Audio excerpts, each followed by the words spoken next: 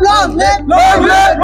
Sundari long live, long live, long live. Agrama long live, long live, long live. Agrama Mohilari Zindabad, Zindabad, Zindabad. BPF long live, long live, long live. বিটিআৰৰ 22টা সমষ্টিত BPF দলে প্ৰাৰ্থী ঘোষণাৰ পিছতে প্ৰতিক্ৰিয়াত 30 নং গুৰেশ্বৰ পৰিষদীয় সমষ্টিৰ প্ৰাৰ্থী মহেশ্বৰ বসুমতাৰী বিটিসি বছৰৰ স্বাৰ্থত ৰাইজে এইবাৰ বিপিএফক ভোট দিব।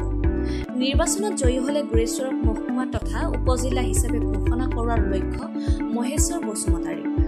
তদুপৰি গ্ৰাম্যাঞ্চলৰ বাট পথ আৰু উপাসনাস্থলীসমূহৰ উন্নয়নত গুৰুত্ব প্ৰদান কৰিব বুলি মন্তব্য আগবঢ়ায় প্ৰাৰ্থীগৰাকীয়ে।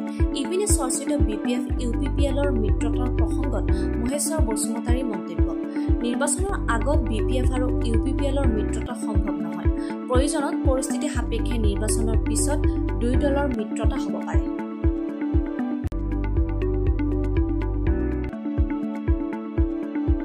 মই প্ৰথমতে হাগ্ৰামা মহিলাৰী ছাৰক অশেষ অশেষ ধন্যবাদ দিছোঁ।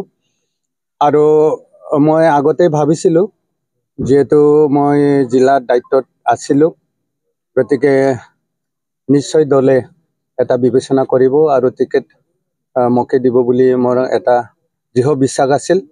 আৰু বহুত বহুত ধন্যবাদ হাগ্ৰামা ছাৰলৈ। এতিয়া থাকিল বাকী সমষ্টি উদ্ধাৰৰ আমি অভিযানত ইতিমধ্যে নামিছোঁ।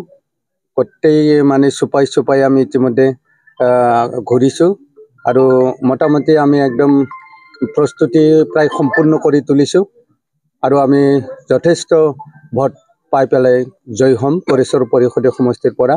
এই আশা ৰাইজৰ যি বিশ্বাস দিছে ৰাইজে, মই আশা কৰিছোঁ। এতিয়া আমি বিটিসি বাচাও এই অভিযানত নামিছোঁ আৰু ইতিমধ্যে আমি অলপ সন্দেহ আছিল যদিও বড়ো বালাবাৰী বা এনেকুৱা মানুহবিলাকে সকলোৱে কৈছে 70% 80% মানে বিপিএফ দলৰ লগত আছে। পৰিষদখনৰ যিটো পৰিস্থিতি কৰিলে এই 5টা বছৰত, গতিকে ৰাইজে মানে বিপিএফ দলৰ বাদে এই কাউন্সিলখন মানে বচাওঁতা নাই, এই ধাৰণা ইতিমধ্যে লৈছে। গতিকে বিপিএফক নিশ্চিতভাৱে ৰাইজে ভোট দিব। জয় হ'লে গুৰেশ্বৰৰ প্ৰথম পদক্ষেপটো আমাৰ গাঁৱে ভূঞে মানে ৰৈ থকা যিখিনি ৰাস্তা পদূলি প্ৰথম টাৰ্গেট। বহুত যিহেতু ভুগিছে কিছু কিছু গাঁও অঞ্চল, গতিকে প্ৰথম প্ৰিফাৰেঞ্চটো এই গাঁও অঞ্চলৰ যিখিনি পথ, এই পথবিলাক মানে নিৰ্মাণ কৰা, এইটো আমাৰ প্ৰথম মিছন হ'ব। দ্বিতীয় মিছনত মোৰ যিটো যোৱা দিনবিলাকত কৰিছোঁ, প্ৰত্যেক উপাসনাথলী নামঘৰবিলাকৰ যিটো আন্তঃগাঁথনি, সেইবিলাকত আমি কাম কৰিম। আৰু আমাৰ এটা মিছনত আমি লাগি থাকিম, গুৰেশ্বৰখন আমি কেনেকৈ মানে চাব ডিভিজন বা উপজিলা ঘোষণা কৰাব পাৰে, সেইটো আমাৰ মানে মেজৰ মিছনত থাকিব। আৰু আছে বিভিন্ন দলং পুথিমাৰীৰ ওপৰত আমি বাৰে বাৰে আৰু এখন দলঙৰ কথা কৈ আছোঁ বালাবাৰীয়েদি। সেই ইছ্যুবিলাক আমি আমাৰ হাগ্ৰামা ছাৰৰ লগত আলোচনা কৰি আমি সেইটো চেষ্টা চলাম। নাই, এতিয়াতো আৰু সময় নাই ইমান মূৰামূৰি সময়ত। এতিয়া ছেপ্টেম্বৰৰ 3য় সপ্তাহতে ইলেকশ্যন আৰম্ভ হ'ব বুলি মুখ্যমন্ত্ৰীয়ে ঘোষণা কৰি আছে। গতিকে সেইটো একেবাৰে সময় আৰু নাই, এলায়েন্সৰ আৰু সময় নাই। হয়তো এনেকুৱা হ'ব পাৰে মানে কেন্দ্ৰীয় নেতৃত্বই জানিব ইলেকশ্যনৰ পিছত পষ্টপল এলায়েন্সো হৈ যাব পাৰে, যদি ভাল চিন্তা আছে। আমি ইতিমধ্যে পদক্ষেপ গ্ৰহণ কৰিছোঁ। আমি প্ৰত্যেক চুবুৰীবিলাকক তৌৰ কৰিছোঁ আৰু মানে ৰাইজৰ মতামত সংগ্ৰহ কৰিছোঁ।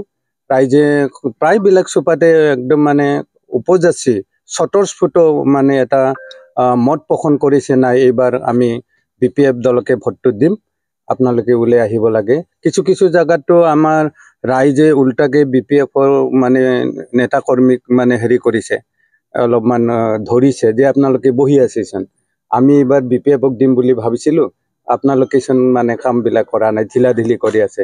গতিকে ৰাইজৰ বিৰাট উৎসাহ আমি গুৰেশ্বৰ পৰিষদীয় সমষ্টিত দেখা পাইছোঁ। কিমান ব্যৱধানটো ক'ব নোৱাৰে। আমি আজিৰ তাৰিখত যিটো আমি কিবা কৰিছোঁ, ছাৰ্ভে কৰিছোঁ, যিটো এণ্ট্ৰি কৰিছোঁ, আমি মানে বুথ কমিটি, চুপা কমিটি, মহিলাৰ চুপা কমিটি, এই গোটেই মিলি পেলাই আমি মোটামুটি 24-25,000 ভোট এৰিয়াত আমি কাম কৰিছোঁ। টোটেল ভোট আছে 82,000। 82,000 ভোটৰ ভিতৰত আজিৰ তাৰিখত বিপিএফ দলে যিখিনি আমি কৰ্মী পাইছোঁ ফিল্ডত, সেইমতে 24-25,000 ভোটৰ মানে সম্পৰ্কত আমাৰ লগত আহি গৈছে।